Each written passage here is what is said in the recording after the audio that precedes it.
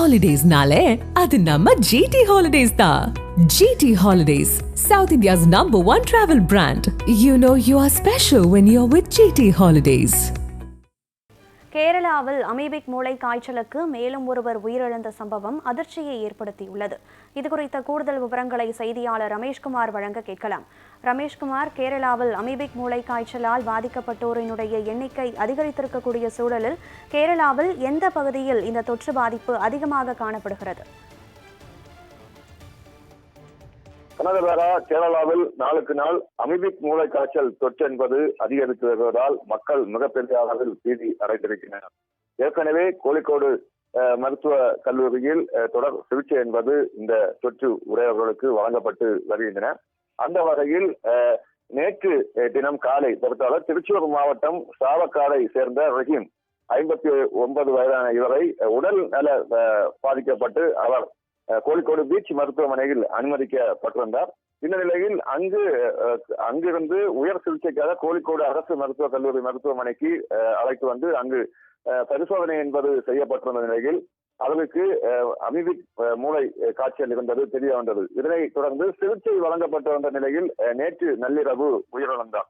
தொடர்ச்சியாக இதுவரையிலும் இந்த ஆண்டை பொறுத்த அளவில் அமீபிக் மூளை காய்ச்சலுக்கு 20 பேர் பலியாகியிருக்கின்றனர். அதே போன்று தற்பொழுது 10 பேர் சிகிச்சை என்பது கோழிக்கோடு அரசு மருத்துவக் கல்லூரி மருத்துவமனையில் பெற்று வருகின்றனர்.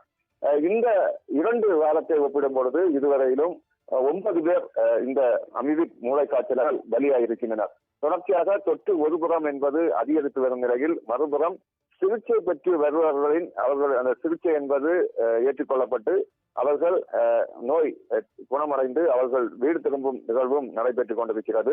நேற்றைய தினத்தை பொறுத்த அளவில் ஒரு சிறுமி உட்பட 2 பேர் நோய் தொற்று முழுவதும் குணமடைந்து அவர்கள் வீடுகள் திரும்பி இருக்கின்றனர்.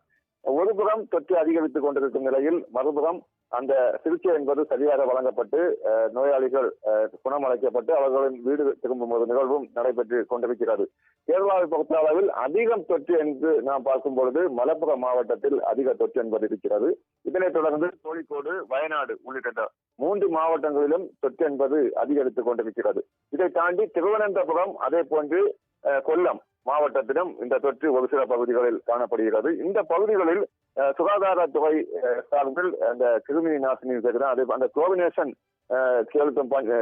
தெளிக்கும் பணி என்பது தீவிரமாக நடைபெற்றுக் கொண்டிருக்கிறது. இருந்தாலும் தொற்று என்பது ஒரு சில பகுதிகளில் இருந்து அது அதிகரித்துக் கொண்டிருக்கிறது.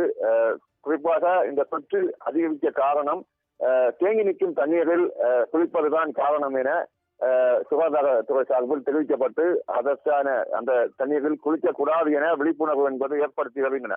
ஆனால் அதை தாண்டியும் ஒரு சில பகுதிகளில் இந்த தொற்று என்பது அதிகரித்திருப்பதால் மக்களிடையே ஒரு தெரியாத ஒரு பீதி என்பது ஏற்பட்டிருக்கிறது. எவ்வாறு இந்த தொற்று பரவுகிறது என்ற ஒரு எண்ணமும் ஏற்பட்டிருக்கிறது. தொடர்ச்சியாக இந்த தொற்றை பரவும் இடத்தை கண்டுபிடித்து அதிலிருந்து தடுக்க ஒரு முன்னெச்சரிக்கை நடவடிக்கை தீவிரப்படுத்த வேண்டும் என மக்கள் தெரிவிக்கப்பட்டிருக்கின்றனர். ஆனால் சுகாதாரத்துறை சார்பில் அதிக நிதி என்பது ஒதுக்கப்பட்டு கோழிக்கோடு அரசு மருத்துவக் கல்லூரி மருத்துவமனையில் ஆய்வக வசதி என்பது விரிவாக்கப்பட்டு இதனை தடுக்கும் நடவடிக்கை என்பதும் தீவிரப்படுத்தப்பட்டிருக்கின்றன. இருப்பினும் தொற்று அதிகரித்து வருவதால் மக்களுடைய ஒரு பீதி என்பது தற்பொழுது ஏற்பட்டிருக்கிறது. கனகதாரா, விவரங்களை வழங்கியமைக்கு நன்றி ரமேஷ்குமார்.